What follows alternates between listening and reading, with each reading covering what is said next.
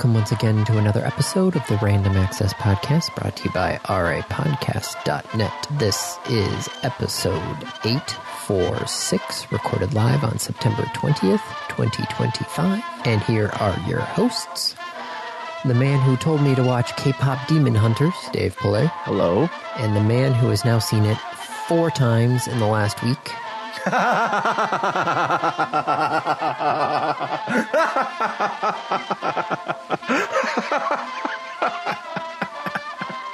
Andy Lowe, hi. Oh, I love it. Oh my god, that's amazing. It was not okay. So you were telling me to watch it, and then all this we do a family movie night on Sunday, right? Yep. Something last week. They were like, I think it was brought up from Isaac or Megan, one of the two of them, because everybody at school is singing K-pop Demon Hunter songs. Yep. So we're like, okay, we'll watch it on our Sunday movie night. And now, yes, I have seen it now 4 times. Oh my god, I love it. You're my soda, pop my little soda, pop. This is what it sounds like. In my head, every time I hear that, this is what it sounds like, I want to respond with, when doves cry. But I don't think anybody else would get the reference in this house. No, probably not. Yes, no, we watched it, and then they want to watch it again and again. Yep. I think I told you, my godchild, like, they had to use it as a bribe to get the kids to eat. Yep. It was, if you sit at the table and eat your dinner, we will put on a song from K-pop Demon Hunters. We'll put on Dun Dun Dun. I have a feeling that one of our children might get a new Halloween costume? No, a derpy stuffy for Christmas. The cat? Yep.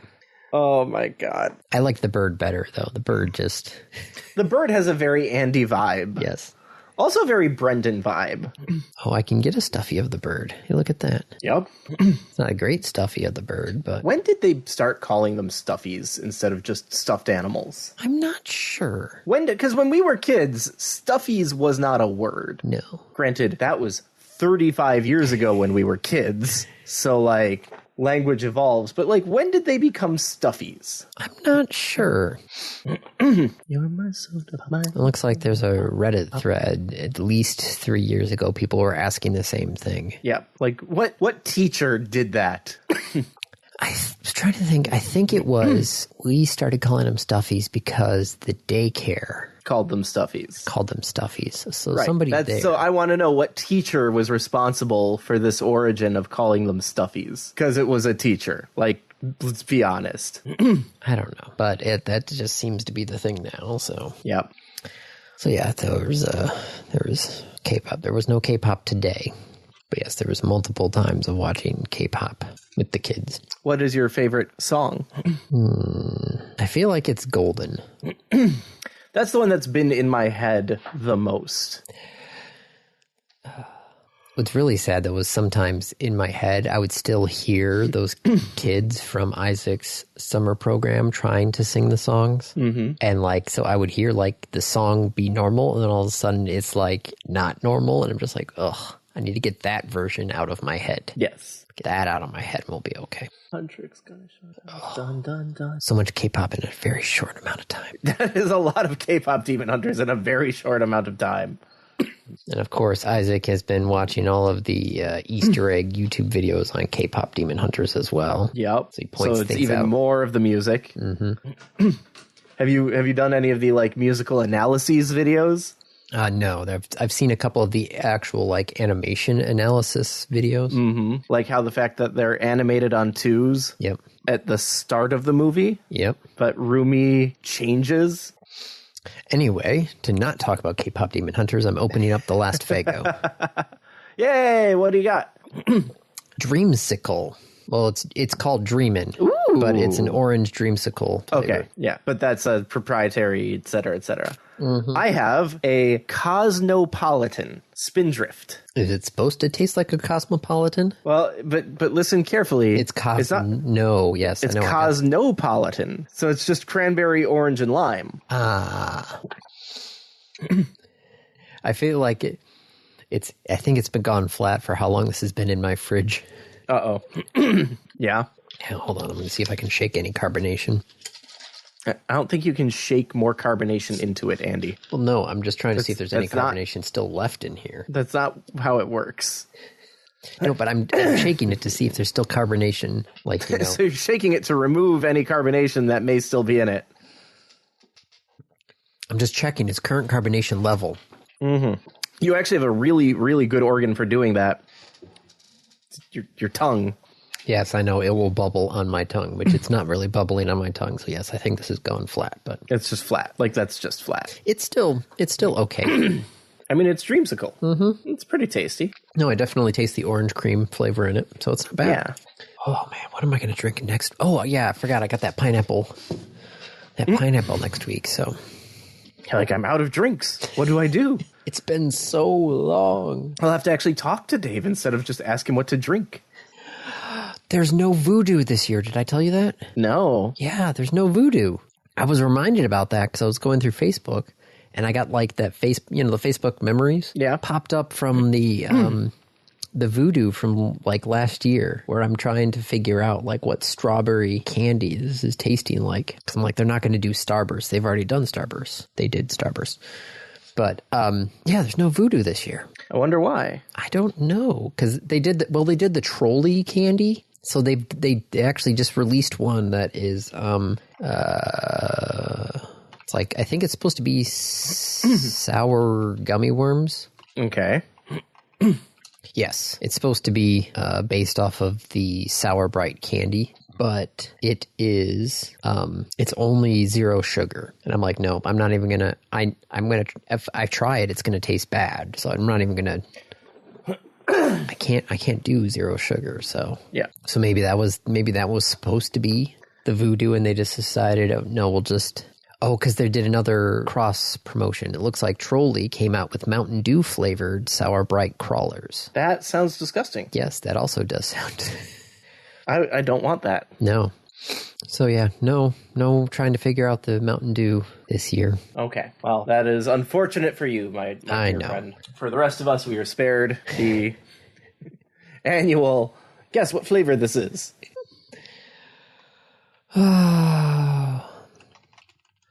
I watched K-pop a couple weeks ago, and I think I've actually, like, Golden has mostly gotten out of my head. Although now that I'm thinking about it, it's kind of coming back in. Yep, there it is.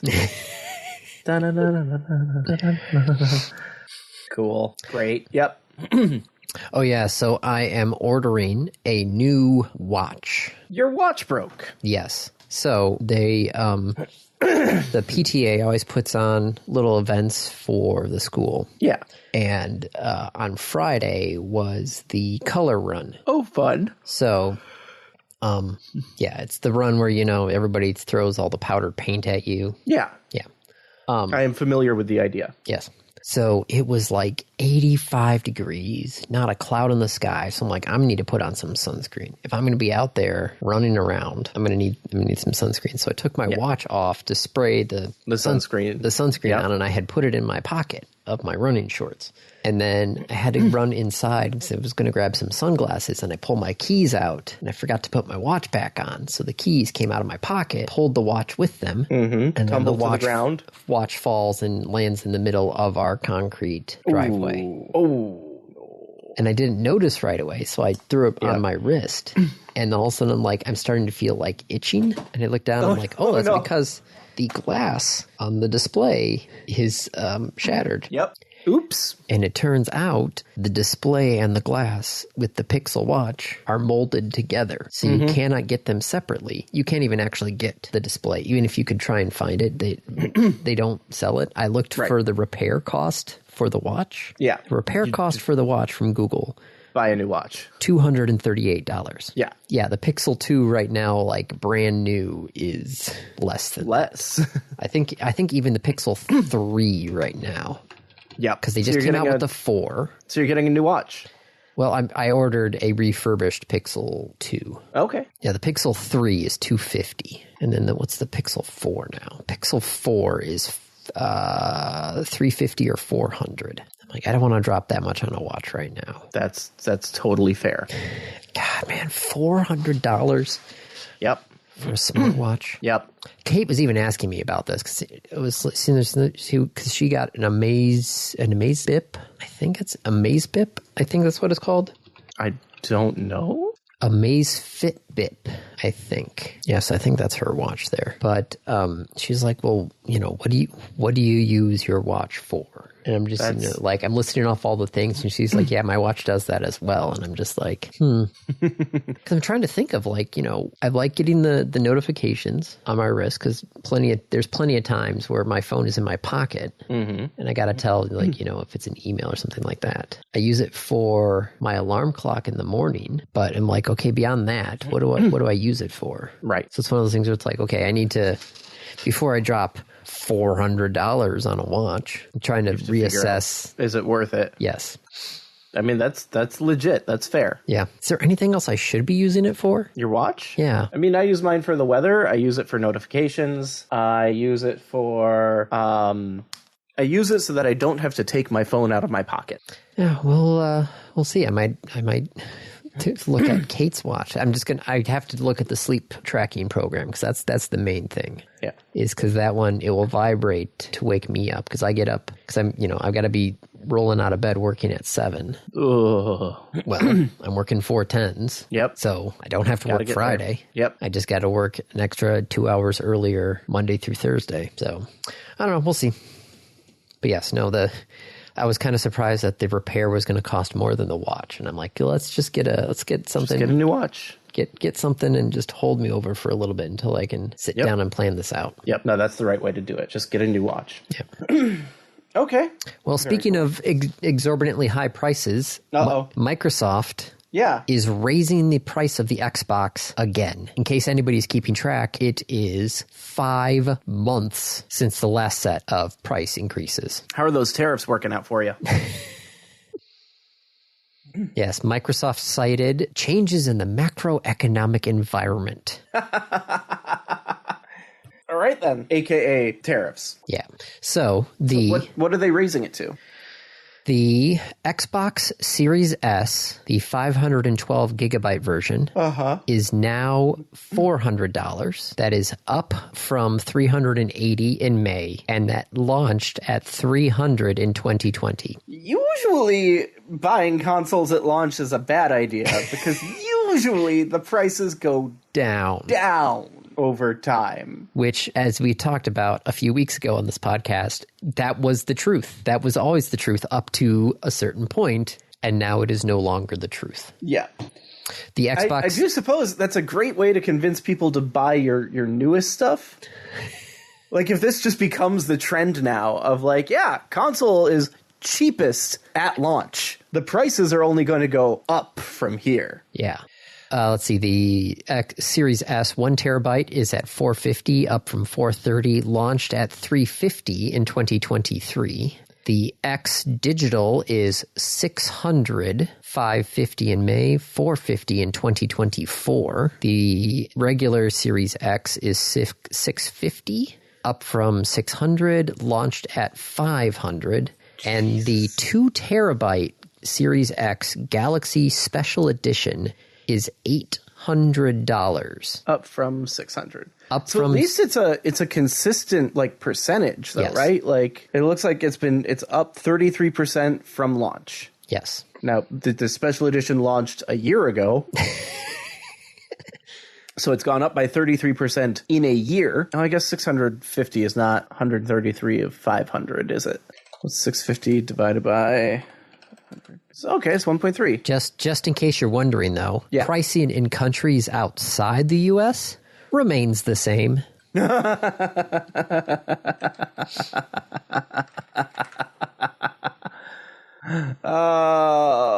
Just in case there was any doubt as to why this is happening. Yeah, just in case you're any doubt why. This is entirely the fault Although we maybe need to be careful about saying that now.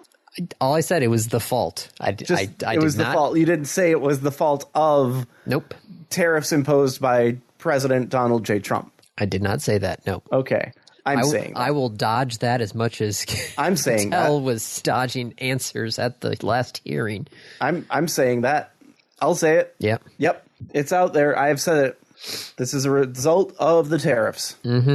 It's been a few weeks since we've recorded. Yes. It's been a few weeks. Yes, it has. Like, some crazy, stupid shit has happened. Well, it's just when I said that I had seen K-pop Demon Hunters 4 times in the last week, in my head, I stopped and I'm like, has it only been a week? And I'm just trying to think of all the stuff that has happened over the last week. And I'm like, no, it's only been a week. Yeah. This has been the longest week ever. No, that's not true. No, you're right. That was back in 2020. Yes, which the year of 2020 was the longest week ever. It lasted for about 3 years. Right. So it's been a week, but it hasn't been a 2020 week. No. Look, no one's telling us to inject bleach into our veins yet. Again. I don't know. Have you seen the stories? I didn't put any of the topics on here because I'm still processing them.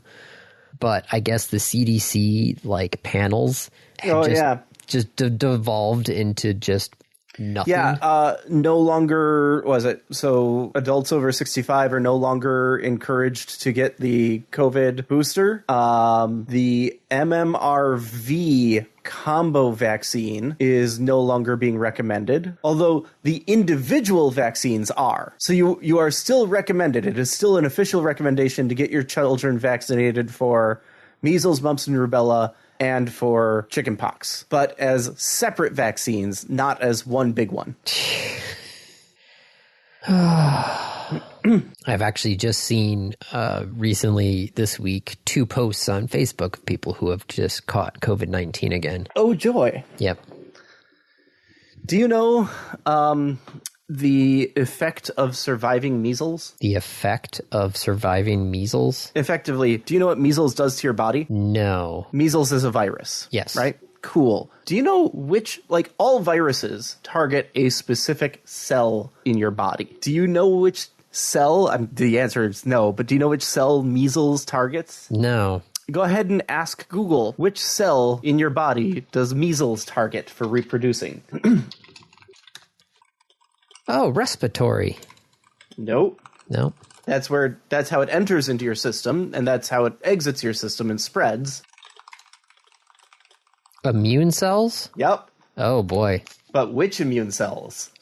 It's respiratory tract, it says, if I'm reading this correctly. Research has shown that MV binds and infects memory T cells. Oh, boy. Andy, your memory T cells are where your body stores previous viruses that it has seen. Yep. So what happens when you lose them? Your body doesn't know how to fight them. You lose your immunity to all of those sicknesses. Congratulations. Your immune system has been reset to factory settings. It's the, I'm going to hold down the reset button for 5 seconds until it beeps. That's what measles does. In fact, it's even worse than that, because, when you're born, you have some memory T cells already. From your parents. From your mother. From your mother. Not from your parents, but from your mother. Yes. And so, that's gone. It's all gone. So, yeah, that happened. That's not even one of our topics, but that happened. So, do we want to talk about the elephant in the room about what happened with Kimmel? Do you understand what happened? Okay, to talk about what happened with Kimmel, first we have to, mention Charlie Kirk. Yes. And what an absolute terrible person Charlie Kirk is. Yes. Was. Should he have been shot? No.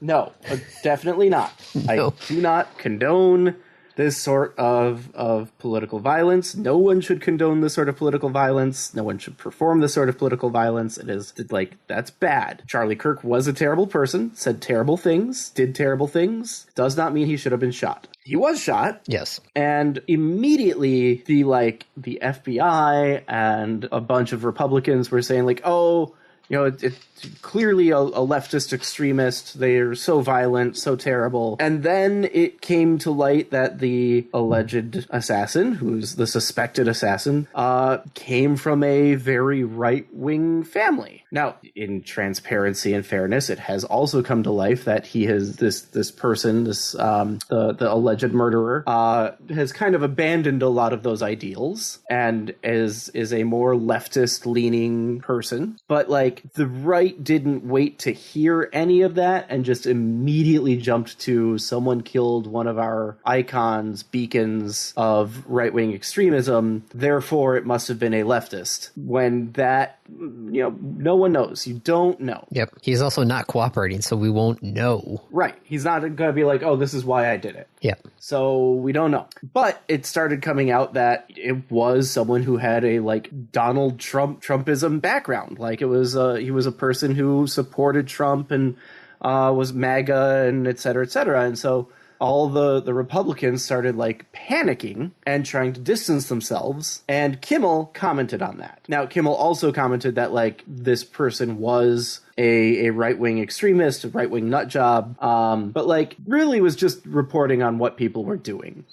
Which he had said something and then also had put a clip on there of a reporter asking how the president was dealing with Kirk's death. And the president very quickly pivoted to point out to all the construction that was going on at the White House. Yeah. About the new ballroom that was getting built. That we don't need. Yeah. That we absolutely don't need. Yep. So it was... Let them eat cake. Yeah. So the right wing was basically trying to find anybody who said anything even remotely not positive about Kirk and was basically just trying to blast them, dox them. Social pariah. Yep. And Kimmel stepped into the light. And then Brendan Carr was on a right-wing podcast, and the host brought this up. And Brendan Carr said, this is not, this should not be done. And he specifically stated, it's like, the FCC, we could do this the easy way or the hard way. And he specifically said during the response that the local stations should, step up and tell ABC, this is not, we're not going to stand for this. We're not going to carry this program. And lo and behold, about 24 hours later, Nexstar Media, which was a conglomerate of local TV stations, did that. Went to ABC and said, we're not going to carry Jimmy Kimmel. And now, then Nexstar owns how many stations? About 600? Or is that going to be after the merger? So that's the sticking point. Yes. So Nexstar is currently, I'm trying to remember if we talked about this on the podcast or not. I don't think so. They are looking to purchase Tenga Media, who also owns a number of local stations. Yes. Who has to approve said merger, Andy? Well, right now, what they're trying to merge is actually not legal. Okay. Because there is a rule that states that a company cannot own more television stations than can reach 39% of the viewing audience of America. Yeah. So there is currently a hard cap for media ownership of 39%. If this merger would push them well beyond that. Yes. If Nexstar is able to acquire Tegna for, let me remind you, $6.2 billion, then, they would need the FCC to say that rule doesn't matter anymore. We're going to throw that rule out, which Brendan Carr, when he stepped in, said we're basically going to take, rules to the wood chipper. Yeah. So Nexstar heard Brendan Carr say local stations need to step up and not do this. And what they really heard was, hey, do this. Yes. Or especially since their paperwork for filing for this to the FCC is actually due on the 30th. Jesus so they are currently actually in the process of submitting their paperwork to the FCC. Yeah. So Nexstar does that, says that. Sinclair, which I do believe we've talked about on this podcast before. Oh, yes. Sinclair, of course, sees Nexstar doing that and, of course, jumps on the bandwagon because it's Sinclair. Because it's Sinclair, and also tells ABC, we're not going to do this. Yeah. So you have two of the biggest groups of stations saying we're not going to carry Kimmel. And then ABC, well, technically Disney, then a few hours after all this, decides that they're just going to pull Kimmel.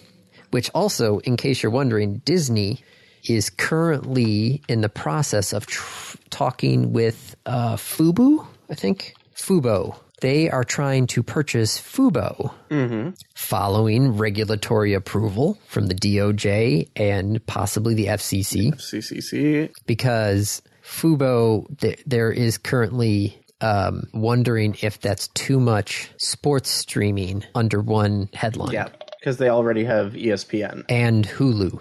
Oh, well, weren't they also trying to get the NFL network? Yeah. And bring them in? Well, I think Netflix is now trying to go after the NFL network.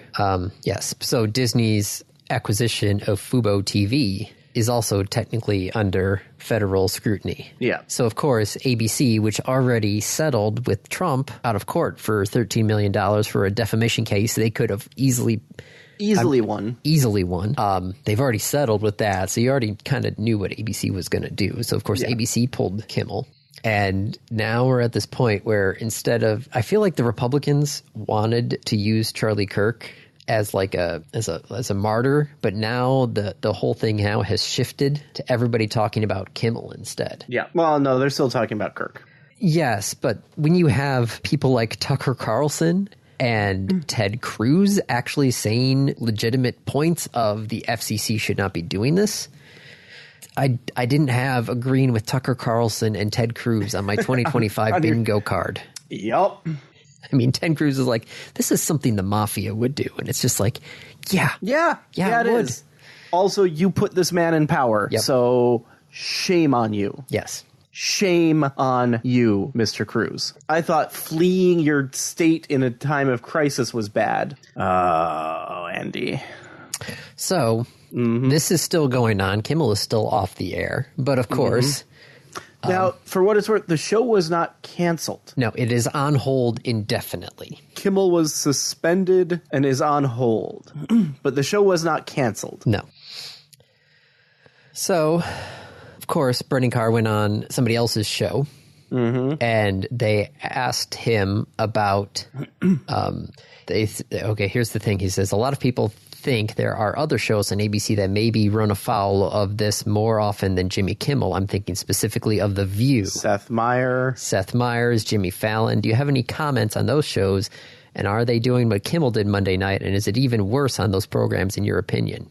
That's a setup question. Well, he said, when you look at these other TV shows, what's interesting is the FCC does have a rule called the Equal Opportunity Rule, which means, for instance, if you're in the run-up to an election and you have one partisan elected official on, you have to give equal time, equal opportunity to the opposing partisan politician. So they might look at, technically there's been exemptions to this because it's just... it's called the bona fide news exemption, which then you don't actually have to abide by the equal opportunity rule. And in the past, the FCC has been like, look, it would be ridiculous for them to deal with all this. So there's been a lot of exemptions to this. So I have a feeling Carr might pull those exemptions, but I don't think he really understands it because we were dealing with this at the radio station. When we would always have Fred Upton at the radio station doing political debates with whoever the Democrats had trying to run against him. And we actually had a third-party candidate try and use the equal opportunity on there. Yeah. Because it turns out that the station is actually not required to reach out to the opposing candidate and offer the equal opportunity rule. It's up to it's up to the candidate to actually come and ask for it. Right. Which is kind of funny because everybody keeps on bringing up the thing with Kamala Harris on Saturday Night Live. That they gave her a spot, but not Trump. Yes. And they're like, NBC offered you 2 free 60-second messages. They're like, we don't have to comply with the rule, but we're going to anyway. So we can give you 60-second messages. Never took it up on it. Shocker of the year. Yes. The executive producer of The View said in 2024, we've invited Trump to join us at the table for both 2016 and 2020 elections, and he's declined. And at a certain point, we just stopped asking because we knew he was going to say no. Yeah, of course he is. Because it's way better material to be able to say, look at how unfair they're being, than to actually go on it. Yep. So we'll see where this goes from here. But man, it's been interesting. I don't want to get too much further down this, but did you see the New York Times post this afternoon/evening about Trump's claim about negative press? I don't pay attention to the post because that's Murdoch. Nope, not the post. I thought the post Did you see the post that the New York Times made? Oh, okay. Sorry, I heard New York and Post. The article that the New York Times released about Trump's most recent statement about negative press. Oh, something about like they're 97% against me. That it should be illegal. Actually, Trump was not saying that it should be illegal. He was saying that it is illegal. No, it's not. I mean, I feel like... it can be. If he decides it is and no one says no and the courts don't stop it. I mean, you look at Fox News, I feel like 100% of the news about AOC on Fox News is bad. Mm-hmm. Well, but AOC is a Democrat. Yes, so I know. That's totally okay. Rules for thee, not for me. Right. Oh, so ridiculous. All right, other ridiculous news. Meta has announced $800 Ray-Ban glasses. Mm-hmm. I don't keep up with glasses. Is that expensive? I recall hearing somewhere that like glasses are artificially inflated in price and are ridiculously expensive. They are, yes. Okay. But Meta isn't a glasses company though. No. Why is Meta releasing an $800 Ray-Ban? Well, these are the Ray-Ban display AR glasses. So the glasses will actually have a 600 by 600 resolution square that shows in a 20-degree portion on the right eyepiece. Game Boy resolution was 160 by 144. SNES resolution. It's a... SNES graphics are 256 by 224. So you can play SNES games on it easily and still have like plenty of space. Oh, is that not where your brain immediately went to? No, that is not. GBA resolution. I didn't think of comparing alternative reality glasses. By 160. I want to know if I can play Super Nintendo games on it and Game Boy Advance games on it. Well, I don't know how that would work because the control with the glasses is the neural interface wristband. Wait, what? It's a wristband that you would wear, and it will actually detect small movements of the wrist muscles, so you can very quickly like up, down. Yes, it can read your wrist and move thing around with your wrist around there. And you can actually... It's not a neural interface then, right? Like, it's just a muscle. Like, is it reading the electric impulses to your wrist? That part, I don't know. They've always called it the neural interface. So I'm just going by what they're calling it. Okay. But you can like use your hand to write on a surface, and it will actually be able to understand your handwriting and use that as an input mode. That's kind of cool. Yeah. One of the other features that it showed was a live caption feature. So the display will actually basically close caption somebody who's talking to you in real time. Yeah, but just imagine if that's like in a crowd, right? Well, supposedly it's got pretty decent noise filtering. Okay. So yes, if you're in a crowded room, you could actually, instead of having the person try and talk louder, it would actually just... Does it filter it for like... I mean, I guess if you have a directional microphone, it would automatically filter it for someone in front of you. Yes. It also isn't out of the realm for it to like pick up on two different voices and be able to distinguish those. Yeah, let's see. The Meta Ray-Ban can basically mirror a small subset of apps on from your smartphone. Turn-by-turn directions, recipe steps. Okay, so hang on. if it can mirror the apps from your phone, again, emulator. Yeah. No, I gotcha. Right? And then, like, you get to control it with your wrist. I think this is a viable way forward. But still, $800, though. I don't know. It still has the camera just like the old Facebook Ray-Bans. So it still has that. But yeah. How long before, though, they decide to put advertising in your field of vision? I really hope that's not a thing. Well, did you hear about Samsung? No. Samsung, on their very expensive refrigerators with the displays built in. Refrigerator with the display? The update to the Family Hub refrigerators adds promotions and advertisements to the refrigerator's display when it is idle. Man, am I glad that I didn't get the Family Hub fridge. Yep. Here is the statement from Samsung. We are conducting a pilot program to offer promotions and curated advertisements on certain Samsung Family Hub refrigerator models in the U.S. As part of this pilot program, Family Hub refrigerators in the U.S. will receive an over-the-network software update with terms of service and privacy notice. Advertising will appear on certain Family Hub refrigerator cover screens. The cover screen appears when a Family Hub screen is idle. Ad design format may change depending on Family Hub personalization options for the cover screen, and advertising will not appear when cover screen displays art mode or picture albums.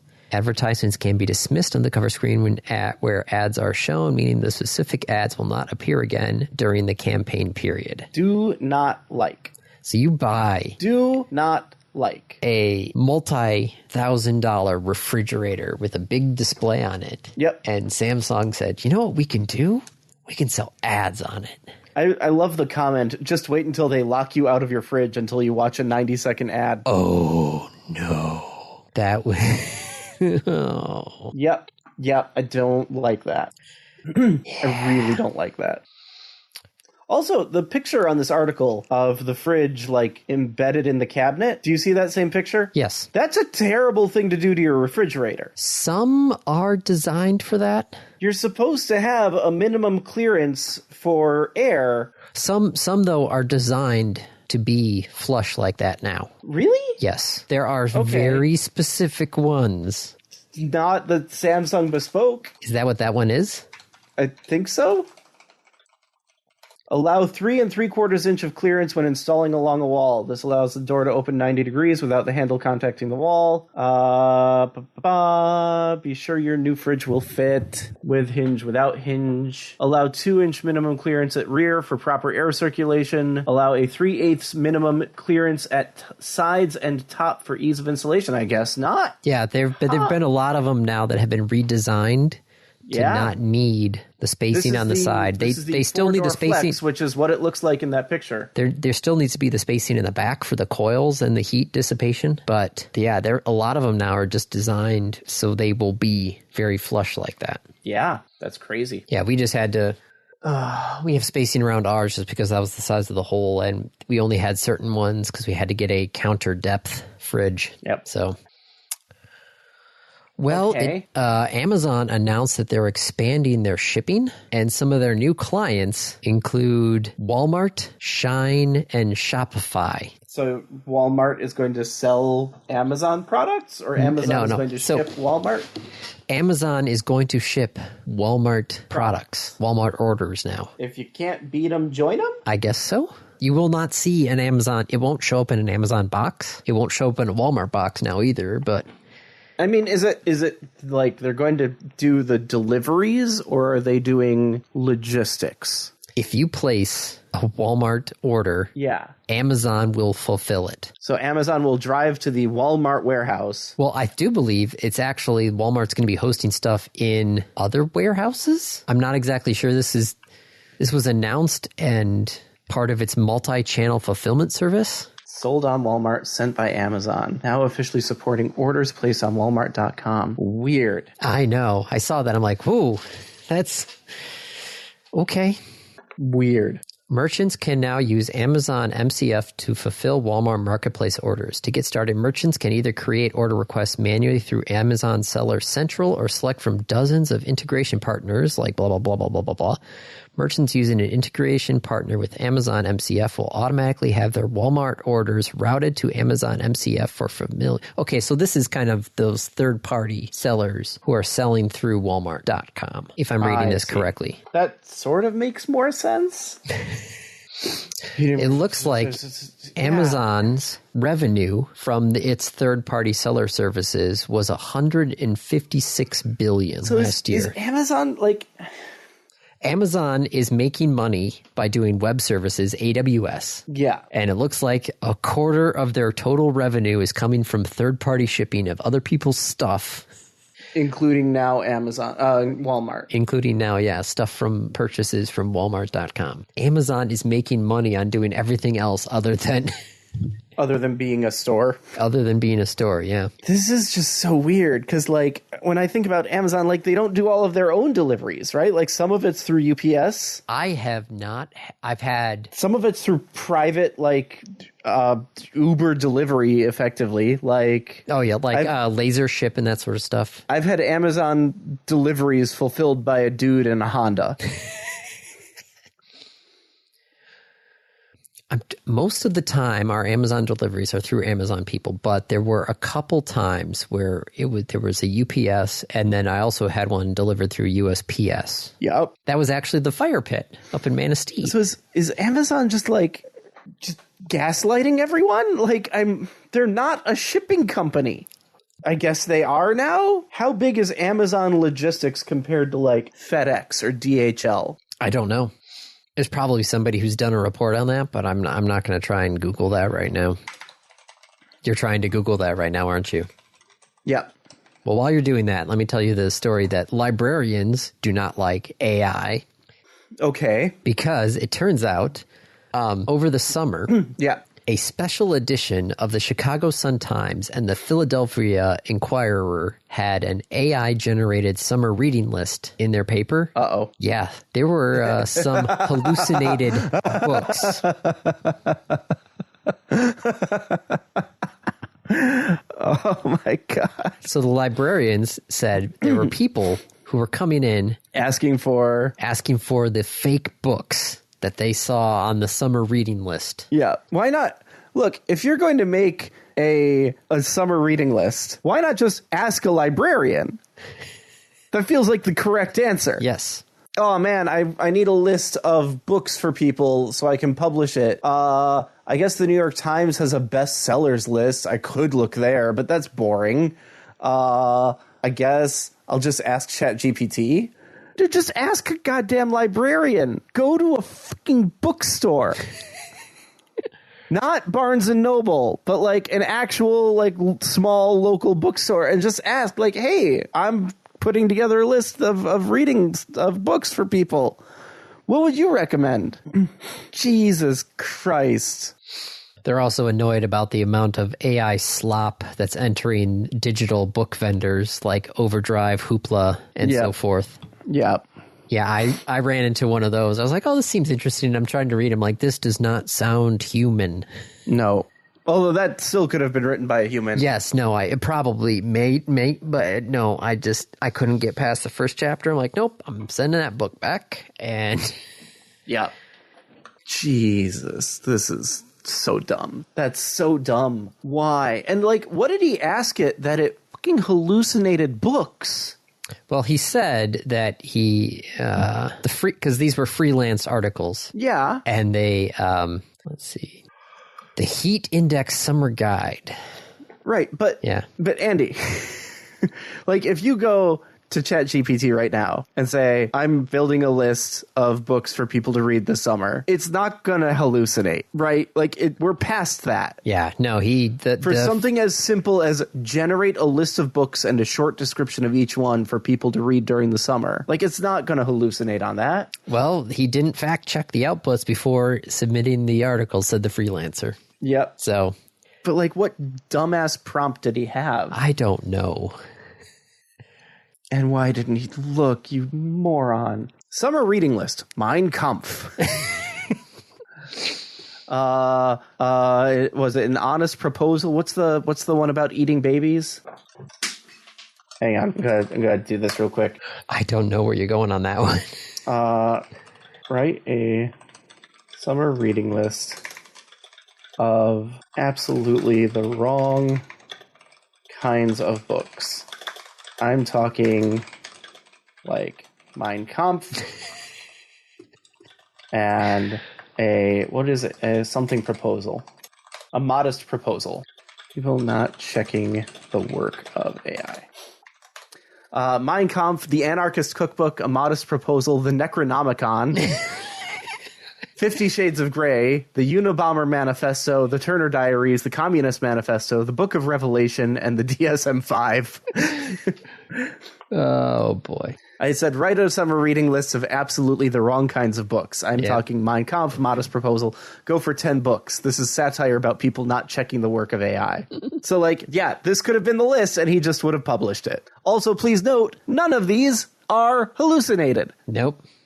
The Turner Diaries. What is the Turner Diaries? Widely known as the book you don't want your book club to choose. Oh, an American white nationalist group. Okay. Cool. By the way, did I do that on my work account? No. Okay, good.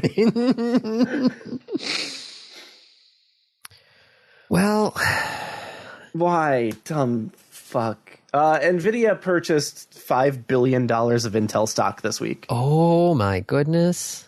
Why? Do they just not have enough chips? I mean, if they didn't have enough chips, Andy, buying Intel stock is not a good way to buy. Wrong kind of stock. Yeah. They didn't buy Intel's stock of chip. They bought Intel's common stock, the shares of the company. They're entering into a partnership. And so I guess as a gesture of goodwill, I don't know why. Two companies can enter into a partnership without one purchasing a bunch of the other one. Question mark. Unless this is Intel stock that wasn't on the market, Intel released 5 billion of its shares to NVIDIA because then NVIDIA is giving them money. I don't know. They're entering into a partnership on developing AI infrastructure and chips. Okay. Intel's stock jumped 20%. Which I would be like, okay, and sell. So I bought a birthday gift for myself of Intel stock. Was this before or after the 20% jump? Back in September 4th. Oh, well then. Well, that worked out. Yep. That worked out. Yeah, so that's a thing. Mm-hmm. Intel is their stock is doing quite a bit lately. Well, we'll see how this all pans out in 6 to 12 months. Yep. All right. Another weird thing. We're ending on this one. So back in July, the Oklahoma State Education Board was having a meeting, and in the office of I think it was the head of the Board of Education. Yeah, the superintendent of education. Had a TV on in the background of his office, and all of a sudden there were a bunch of naked ladies on his TV. And so some of the board members filed a complaint going, what is this? This is not good. Mm-hmm. And so then the Oklahoma County Sheriff's Office and the State Bureau of Investigation dug into it. And finally, since this happened back in July, they got an answer. Okay. He had gotten himself a new Samsung TV. Uh-oh. It was a smart TV. Uh-huh. And it turns out that it was not secured. In the default mode, it would default to Samsung TV Plus channel 1204, the Movie Hub Action. Mm-hmm. And at the time of the state board meeting, Movie Hub Action was streaming The Protector, which is a Jackie Chan movie from 1985. That has naked women in it? Yes. News Channel 4 in Oklahoma watched the movie and confirmed that it contains several scenes that match the description given by board members, including one where a group of fully nude women work inside a factory packaging cocaine, some wearing only lab coats. So his TV was turned on and was just in default mode, and I guess he just didn't pay it because it's behind him. Right. So he's not. So he's not watching. No. But yeah, no, the smart TV decided that it was just going to default to that. So smart TVs, gotta love them. All right, random. It's time for the random topic. Yeah, random topic. Or not random topic. Review. Random review. What are you reviewing, Andy? Well, I have been doing a lot of Lego building recently because I don't want to pay attention to the outside world. Yep. And I had a whole bunch of kits that I haven't touched yet. So I'm like, you know what? Let's just start knocking these things out. Plus, I really need to clean up the Lego build area in the basement where the kids play. So I want to get my stuff out of there and be like, okay, let's start really going through this all. So, you have a box, and I've got some big kits. Like right now I'm building a Jeep that's like 1,400 pieces. Mm-hmm. And they have been getting better about, keeping these things in reasonable bags and that sort of amount there. But still, I needed some of the non-Lego kits that I have purchased were just one big bag of pieces. Mm-hmm. So I'm like, I gotta figure out a way to store and organize these things. And I stumbled upon these organizer bins. These are like plastic organizer bins. The lids are also actually Lego stud dimensions. So you can actually build on the lid if you wanted to. I haven't really done that yet that often. But they're bins and they're actually stackable. So you can actually make these things as tall as you want. Each bin has a tray inside that's got, I think the one I had about 7 separate container locations. And then that covers the upper half of the inside. The lower half, I could put dividers wherever I wanted or just leave it open. So I've been using these things for organizing my builds, especially if if I don't want to run through all 4 bags in one go. Like these things are big enough that I can actually put the half-built things in the bottom part and leave the top sorted pieces up on the top part. So I'm really liking these for the Lego storage that we're doing right now. And they're plastic, they're sturdy.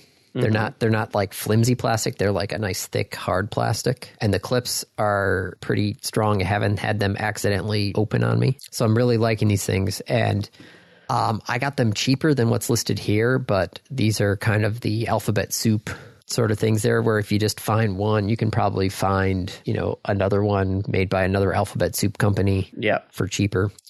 But I'm really liking these things here. So I've gotten them in a couple of different times and from a couple of different vendors. They've all they literally can interlock with each other. So this is my current use of Lego storage for mine while I'm building them. Nice. But trying to remember, I'm going through my brain. I saw news last week about a new series of Lego sets. Well, Lego just came out with the One Piece series of sets, and then they also came out with they're calling it, no joke, Lego is calling it the Jack Sparrow pirate ship. It's not the Black Pearl. It's not the Black Pearl. It is the Jack Sparrow pirate ship. Uh-huh. Which a lot of people are kind of upset about because Lego is pretty consistent with the price per piece. So when you see a Lego kit, because they'll kind of leak out, oh, this Lego kit is going to be like this many pieces. You kind of have a ballpark of what the price range is going to be for that. The Jack Sparrow pirate ship, for the number of pieces it has, is about $100 overpriced. Whoa. Yeah. A lot of the Lego people are not happy about that. They saw the ship and they're like, cool, I want to get that. And then they saw the price and they're like, the fuck? $100 overpriced really is because normally if you see Star Wars and a couple of the other actual big IPs, the Star Wars ones are always overpriced for their part count. Yeah. Just because it's the Star Wars licensing. So that one's always been assumed. But, $100 for a pirate ship, really? I think there was a rumor about a Pokemon. Yes. That is the other thing is, because Mega Bloks currently, they had the license for Pokemon. Uh-huh. But Lego had bought that. There are currently 3 sets that are going to be announced at some point. 20 sets launching next year. Jeez, oh, Pete's. Originally, they just said there were going to be 3 sets. There's one that includes over 6,500 pieces. Yep. So that one is going to be about $650. Jeez. But yes, so if you're at like Target or someplace, Target actually had the pixel art of the things there. We got Isaac, the Mew, like last year, but the other pixel art ones, they're currently on clearance for half off. So I was going to actually ask him tomorrow and see if he wanted to get any of the other ones, because nice, they're going to be going away. Yep. So might as well get them now if they're half off. But yeah, no, these bins are great for them. And then the kids also just randomly throw, whatever they're working on or playing with in one of these bins. And like I said, that the top half is a divided tray that you can pull out, and you can make the bottom half divided if you want to, but I just leave it open and I can just throw my half-built build in there, throw the other tray on top with all the pieces, and then snap the lid on, and I don't have to worry about the kids accidentally knocking something over or whatever. So I really like these. You can probably find them cheaper for someplace else that's not Amazon, but that's my review. And some random news too, just because. Yeah, some random Lego news. All right. Time for the random topic. Rolled ahead of time. Describe the flavor of an Andy Lowe flavored donut. Andy Lowe flavored donut. There's definitely a okay, so first question, most important question. Is an Andy Lowe flavored donut a yeast donut or a cake donut? Oh, I have always been a fan of the yeast donuts. I'm not asking what you are a fan of, sir. If I was a donut, would I be a yeast donut or a cake donut? Yep. Oh, I feel like if I was a donut, I would personally be a cake donut. Okay, so there's a cake donut. Let me check something real quick. If I was told, though, that I needed to make a signature donut... So you're a cake donut. You are the lesser of the donuts. Yeah, no, I've cake donuts are only good. There's one good cake donut, and that is the apple cinnamon sugar cake donut that you get. I feel it like that might actually be the answer, but with like a hint of whiskey. That is the cake donut, because then you can dip it in the cider, because we always go to a cider mill that has their own press, so they will press the donuts, or they'll press the cider, and they will just drop it straight from the press through a filter and so on and so forth.